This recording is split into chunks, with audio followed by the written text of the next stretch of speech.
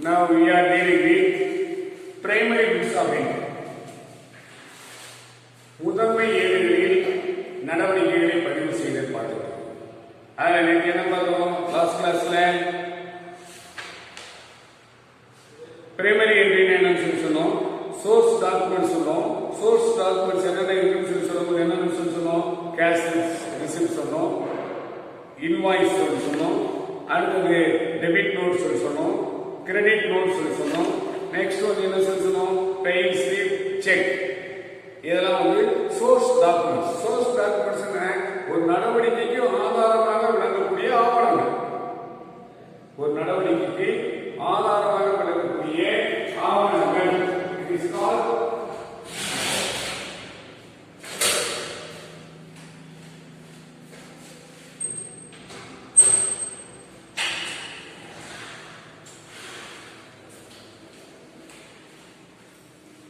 ஒரு நடவடிக்கை ஆதாரமாக விளங்கக்கூடிய ஆவணம்.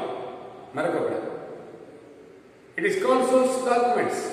என்னன்னு சொல்ல மீண்டும் ஒரு முறை சொல்றோம். Source documents, cash receipt, invoice, debit note, credit note, pay-in slip, cheque all are called source documents. So இந்த சோர்ஸ் டாக்குமெண்ட்ஸ் பத்தி என்ன சொல்லணும்? டபுள் என்ட்ரி சிஸ்டம், இரட்டை பதிவு முறை. Every transaction has two aspects.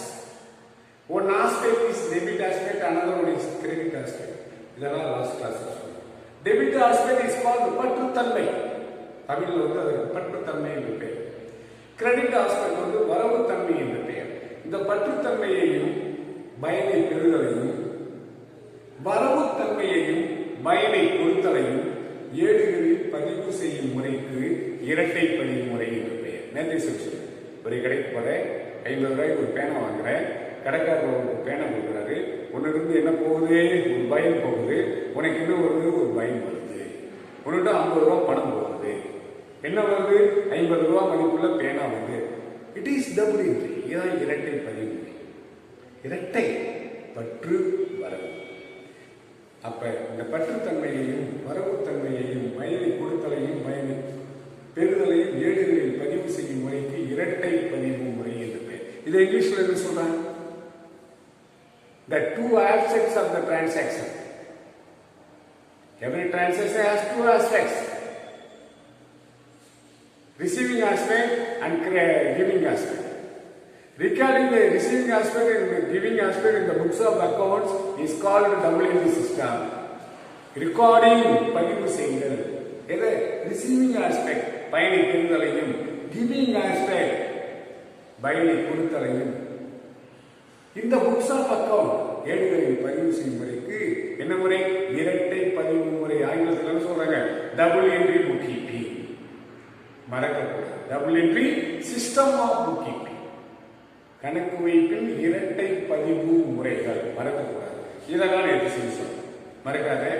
அப்ப இதெல்லாம் அடிப்படை. நீ மேல் படிப்பு படிக்க படிக்க படிக்க மேல போய்கிட்டே இருக்கிற, எங்க போனாலும் இது தெரியணும்.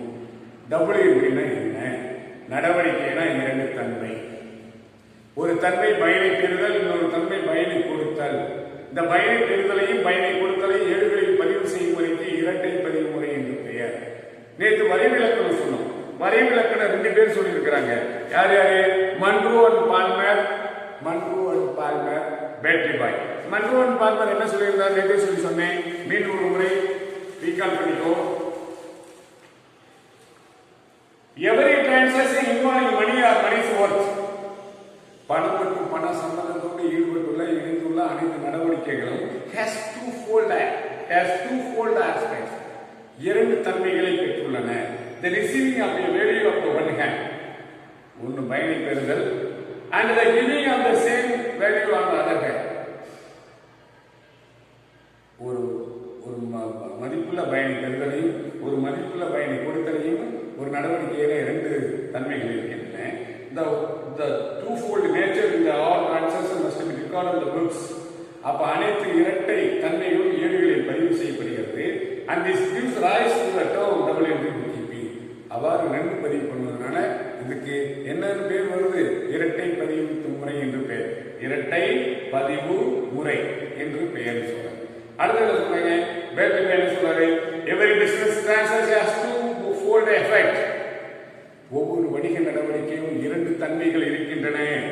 இட் அஃபெக்ட்ஸ் இது பாதிக்குது to accounts in opposite direction எதிரெதிர் திசைகளில் இரண்டு கணக்குகளை இவைகள் பாதிக்கின்றன.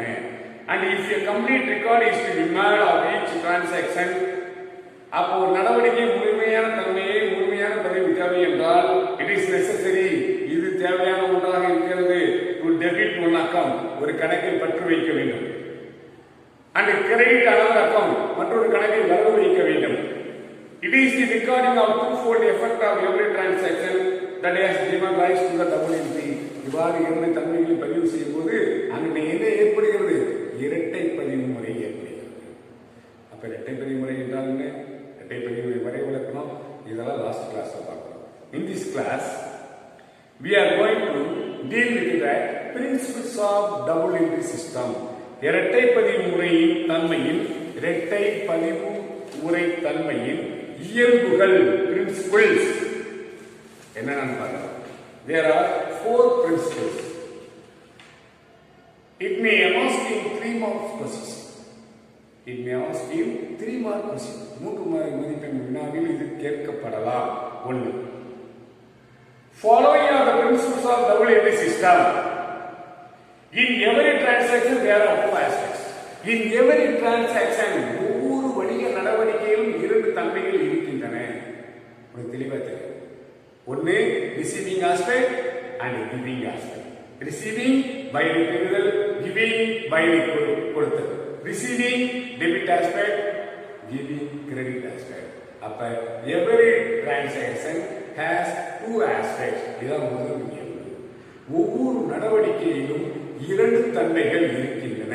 மறக்காத பற்றுத்தன்மை வரவுத்தன்மை டெபிட் ஆஸ்பெக்ட் கிரெடிட் ஆஸ்பெக்ட் மறக்கக்கூடாது.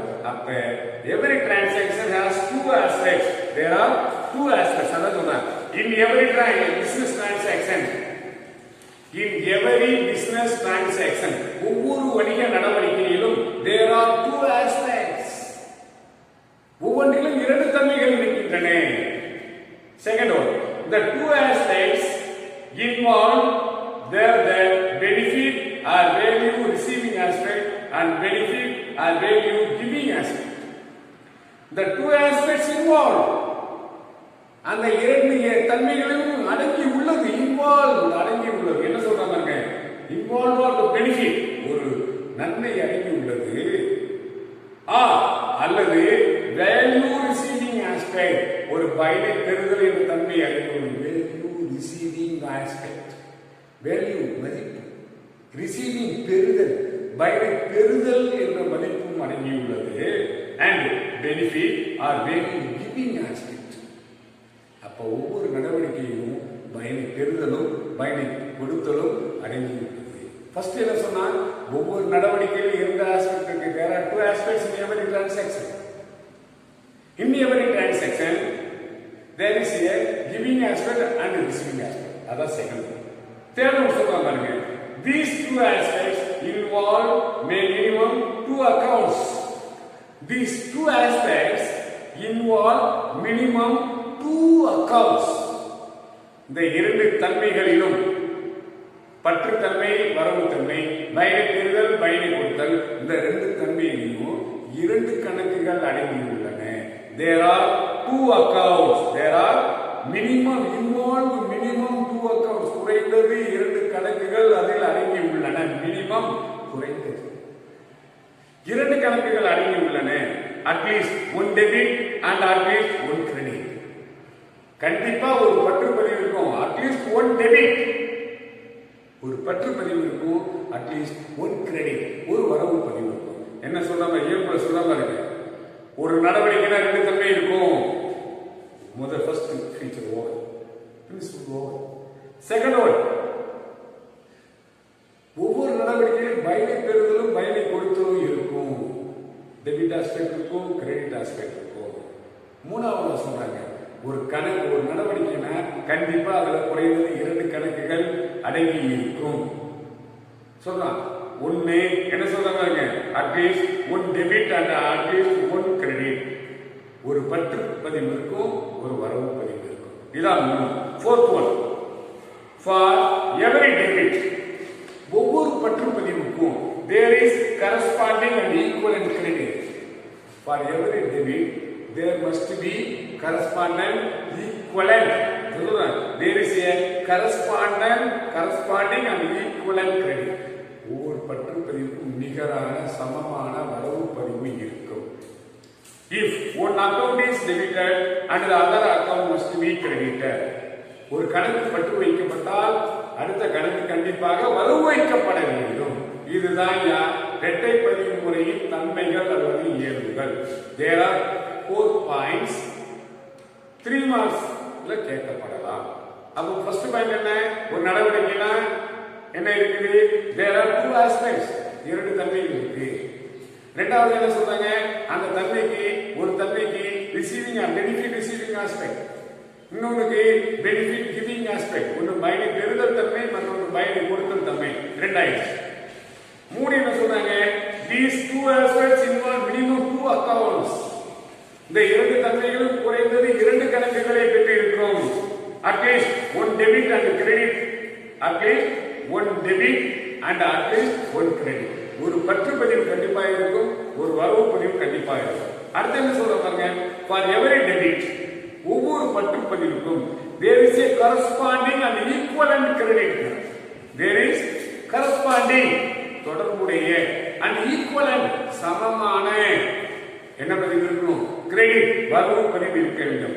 If one account is debited, ஒரு கணக்கு பற்று வைக்கப்பட்டால் another account must be credited. அடுத்த கணக்கு கண்டிப்பாக வரவு வைக்கப்பட வேண்டும். இப்ப என்ன பார்த்தோம்?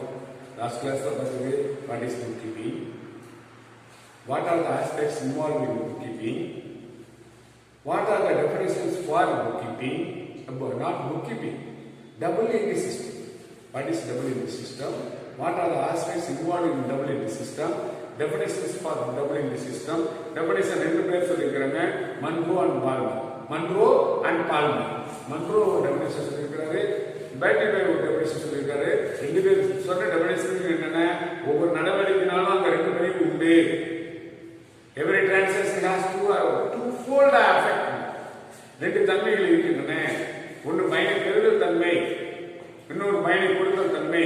Benefit receiving aspect, benefit giving aspect. இந்த ரெண்டையும் ஏடுகளை பதிவு பண்ணும்போது அங்க என்ன ஏற்படுகிறது? There is rise and double entry system. அங்க இரட்டை பதிவு முறை ஏற்படுகிறது. ரெண்டு பேர் சொன்னது அதான். அடுத்தது ஃபீச்சர்ஸ். There are 4 features. இயக்குகள், பிரின்சிபிள்ஸ் சொன்ன ஒன்னு சொல்லும் போது in every transaction there are 2 aspects. ஒவ்வொரு நடவடிக்கையில் 2 தன்மைகள் இருக்கின்றன.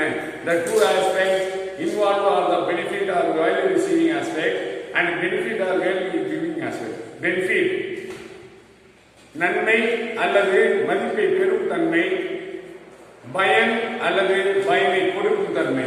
These 2 aspects involve minimum 2 accounts. இந்த இரண்டு தன்மைகளில் 2 கணக்குகள் குறைந்தபட்சம் இருக்க வேண்டும்.